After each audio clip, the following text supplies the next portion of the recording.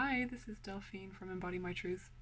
I wanted to come on and share a little bit with you about my coaching approach and why it is that I don't tend to have any kind of a set process or framework that I take people through in a particular order, and why I don't kind of predefine the coaching process when I'm doing, say, like a 6 session package or 6 session coaching program with somebody.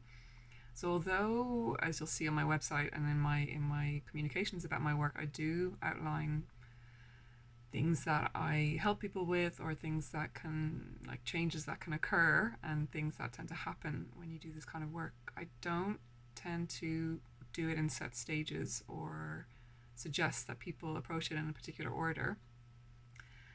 Even though that's something that I wanted to do at the outset, I really wanted to be able to kind of lay it out and explain. I love frameworks and having clarity. I love being able to kind of tease out what it is that happens and explain it clearly and have like a process, the process, not just a process, but have, like, kind of the ultimate process that you need to follow in order to get there.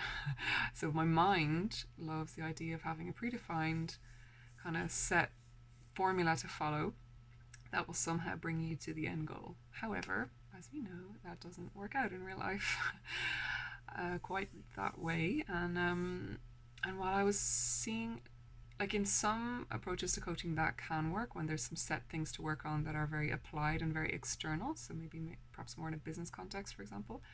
But the work that I do is about knowing yourself deeply, really knowing who you are, and then embodying that in the world. So being able to say and do what you need in your relationships, being able to, like, honor your needs, meet your core needs and desires, and then express yourself as, like, who you really are in your work, whether that is in those important relationships and conversations or in your creative expression, just how you are in the world. It doesn't have to be in a traditional kind of like way, such as, in an artwork, but it can be as well. So your creative expression or output.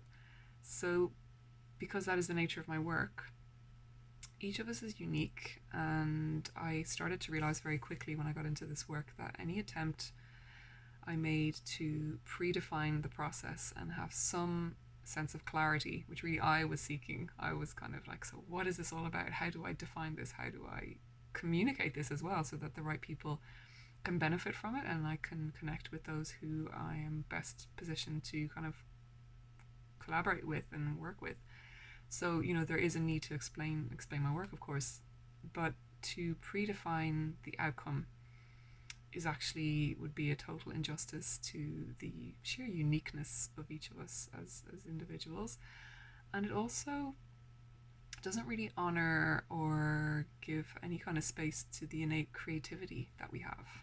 So either myself as a coach or for the clients, the people that I'm working with, to predefine the work in kind of a set order of stages would actually be not trusting the creativity that we have inside us, and would be getting in the way of that. So when I learned over time to let go of the need to control the outcome, the need to know what's going on before it happens, preempting, and being in a stance of what they call in Gestalt therapy creative indifference, to really surrender to that as much as possible, and of course it's not possible to be in that all the time because the mind gets in the way. But when I do approach the work in that way, the quality of the work is so different. The truth is arrived at so much more quickly and clearly. The process unfolds the way it needs to, and that's just like when there's magic in the air.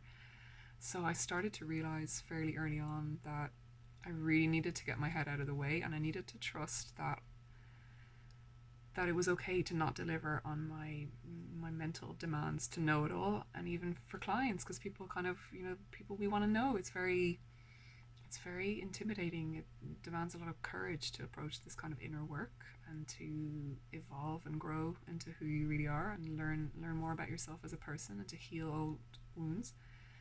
So a lot of the time, a big part of us is looking for some clarity and certainty, and so what am I getting into here? But actually we don't really have a clue. So we do we kind of do know what we can expect to some degree, and I can give you a sense of it. And I do have like my own core process kind of framework, which is more my kind of inner, my behind the scenes way of summarizing the work to remember what it is that I am, I suppose, the intentions that I'm setting. My intention is always to hold space for people to access their own wisdom, to get to know themselves. And there are, that's not to say that I don't have clarity on what's helpful or not, and what tends to help and what can help. And I do conceptualize my work in particular ways that make sense to me and can help clients as well. So when I talk about like the inner critic, the inner child, how to identify and disarm your particular critic voice, and how to reparent yourself, there's some really helpful tools and frameworks and concepts within the work.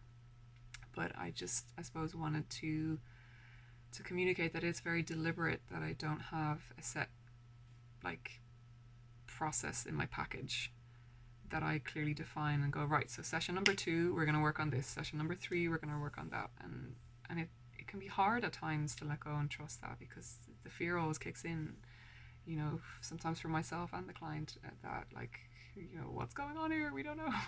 And but that is actually the most fruitful stance for me to hold. So I do bring like all of my years, my decades of work on myself and kind of inner work and healing work, and my experience as a therapist, as a psychotherapist, all of the training that I've done, everything I've read, all of the depth of exploration and investigation and emotional processing and all that. So I have a kind of an inbuilt sense of what it takes.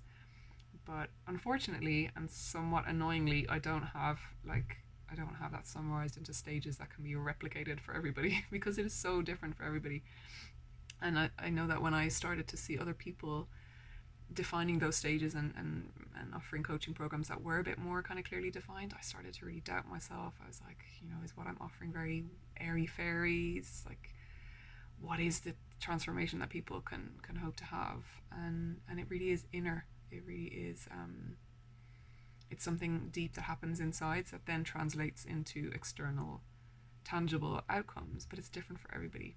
So while you can expect to get to know yourself more deeply, to understand your core emotions, your needs, your desires, when you get stuck in patterned ways of suffering, of having the same argument or the same conversation or the same upset that you just keep repeating, and it feels like it keeps happening to you with different people in different situations, you can start to actually understand where that's coming from and what's really going on, and you can start to make better choices in your life.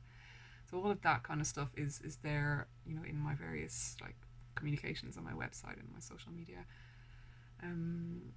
posts and all the rest of it. But yeah, that is why I don't have a clearly defined process, and it is annoying to my ego, annoying to my brain that wants to control it all, but it is absolutely right. It is so right that is the case, because this work is actually an art form. It is a science. There is neural rewiring that happens. There's new growth, like literally physiologically.